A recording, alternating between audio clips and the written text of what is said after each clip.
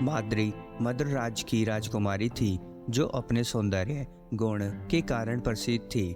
उनके भाई शैल्य, जो बाद में महाभारत युद्ध में कौरवों की ओर से सेनापति बने, उनके साथ एक मजबूत संबंध साझा करते थे। माद्री का विवाह हस्तिनापुर के राजा पांडु से हुआ, जो पहले से ही कुंती से विवाह कर चुके थे। माद्री का विवाह एक राजनीतिक समझौता था, जिससे हस्तिनापुर और मद्र राज्य के बीच संबंध प्रगाढ़ हो। हालांकि माद्री और कुंती दोनों ने पांडु के प्रति अपना कर्तव्य निभाया और सौहार्दपूर्ण संबंध बनाए। पांडु और माद्री के रिश्ते में सच्चे प्रेम की जगह शारीरिक आकर्षण का अधिक प्रभाव था।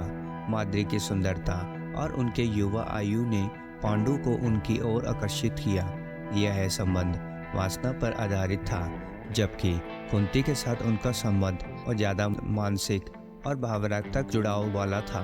माद्री ने कभी भी खुद को कुंती से कम नहीं आंका, बल्कि उनके बीच एक गहरी समझदारी और सम्मान का रिश्ता था। माद्री ने कुंती को हमेशा बड़ी बहन के रूप में देखा और उनका सम्मान किया। पांडु को एक श्राप के कारण संतान उत्पन्न करने में असमर्थता थी, जिसके चलते कुंती ने अपने दिव्य वरदान का उपयोग किया और देवताओं का आह्वान कर युधिष्ठिर, भीम, अर्जुन को जन्म दिया। कुंती ने अपनी सौतन माद्री को भी वरदान सौंपा, जिससे माद्री ने अश्विनी कुमारों का आह्वान किया, जिस कारण 2 जुड़वा बच्चों को जन्म होता है, नकुल और सहदेव, जो महाभारत के 5 पांडवों में सबसे छोटे थे।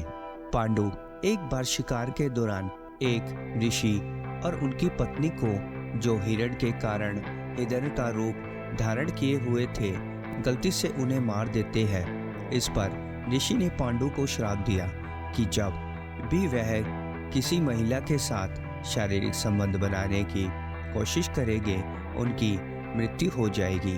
एक दिन पांडु अपनी वासना पर काबू नहीं कर सके और माद्री के साथ शारीरिक संबंध बनाने का प्रयास किया, जिससे परिणाम स्वरूप उनकी तत्काल मृत्यु हो गई।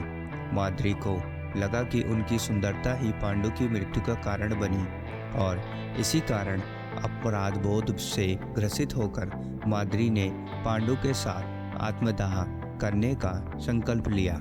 माद्री और कुंती के बीच कभी भी प्रतिस्पर्धा नहीं थी।